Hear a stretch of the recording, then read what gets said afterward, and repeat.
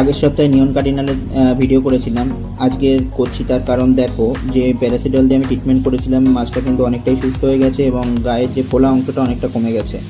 তো এটার জন্যই বলা যে অবশ্যই তোমরা আগের জিনিসটাকে আইডেন্টিফাই করো যে কী প্রবলেম হয়েছে, সেই অনুযায়ী সেই মেডিসিন দাও, তাতে কিন্তু মাছ বেঁচে যাবে। কারণ বুঝতেই পারছো নিয়ন কার্ডিনাল অনেক সাইজে ছোট হয়, তো যখন তখন যা খুশি মেডিসিন দিলে কিন্তু তাদের ট্রিটমেন্ট করা যায় না। তো এটাই হচ্ছে আমার বলার ছিল। আর ভিডিওটা যদি ইনফরমেটিভ হয় এবং তোমাদের ভালো লাগে বা কাজে আসে, প্লিজ সাবস্ক্রাইব করে রেখো আর বেল আইকনটা প্রেস করে দিও, যাতে নতুন নতুন ভিডিও আপলোড করলে তোমরা নোটিফিকেশনে পেয়ে যাও। তো আজকের এ পর্যন্তই, দেখা হচ্ছে নেক্সট ভিডিওতে। টাটা।